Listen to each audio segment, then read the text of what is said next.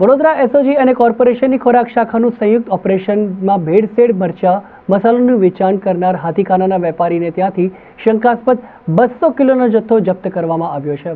Vadodara special operation group એટલે કે Vadodara SOG અને ફૂડ એન્ડ ડ્રગ્સ વિભાગ દ્વારા સંયુક્ત રીતે આજે મધ્ય ગુજરાતના સૌથી મોટા ગણાતા કરિયાણા માર્કેટ હાથીખાનામાંથી શંકાસ્પદ ખાદ્ય પદાર્થોને જથ્થો પકડી પાડ્યો છે.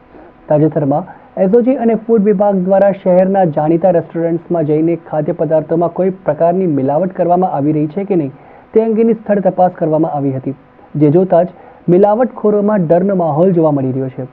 છેલ્લા કેટલાય સમયથી વડોદરામાં સ્પેશિયલ ઓપરેશન ગ્રુપ અને ફૂડ એન્ડ ડ્રગ્સ વિભાગ દ્વારા સંયુક્ત રીતે ખાદ્ય પદાર્થો વેચતી વિવિધ જગ્યાઓ પર જઈને ગુણવત્તાને લઈને તપાસ કરવામાં આવી રહી છે.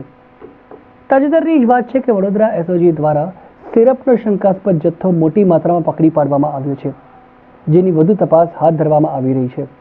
તેવામાં આજે એસઓજી અને કોર્પોરેશનની ખોરાક શાખાના ફૂડ ઇન્સ્પેક્ટરોને સાથે રાખી અનાજ કરિયાણા માર્કેટ હાથીખાનામાંથી તુલસીવાડી ગેટ પાસે આવેલી ગુરુકૃપા ટ્રેડર્સ નામની દુકાનમાંથી શંકાસ્પદ મરચા, ધાણા જીરું, હળદર તથા મસાલા પકડી પાડ્યા છે. સંયુક્ત કામગીરીમાં ટીમનો 200 કિલો જેટલું શંકાસ્પદ મરચા, ધાણા જીરું, હળદર તથા મસાલાનો જથ્થો મળી આવ્યો છે, જેમાંથી નમૂના લઈને લેબોરેટરીમાં તપાસ અર્થે મોકલી આપવામાં આવ્યા છે. હમણાં 2 મહિનાથી આવ્યો હતો, પણ માલ પાર્ટીએ પૈસા લેતો નથી, માલ પાછો ઉઠાવતો નથી. મેં પૈસા એના રોકી રાખ્યા અને અત્યાર સુધી મુશ્કેલ છે 50-200 કિલો વેચ્યું હશે, પણ મારે હમણાં ડિસ્પોઝલ જ વેચવું છે.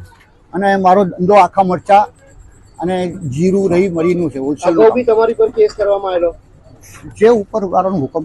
અગાઉ બી પકડાયેલા તમે? ના, પકડાયા નથી. તો અગાઉ કેસ કરવામાં પેલા એક માર્કનો સેમ્પલ લઈ ગયા હતા દિવાળી ધનતેરસદારે રાધિકા મસાલાવાળામાંથી, અને આ બધું માલ અમારા રાધિકા મસાલામાંથી આવે છે, ગુરુકૃપા ટ્રેડર્સ નડિયાદ દ્વારાથી આવે છે, જેના આપણે પાસે બિલો છે, એક માર્ક છે, બધું પાકા પાયે કામ છે. જીએસટી ભરાઈને અને એક માર્ક મરચું વેચું છું. એના આજે મરચું છે એ અમદાવાદથી આવ્યું છે અને 50-60 કિલો આવે છે અને મેં બંધ કરી દેવાનું છે.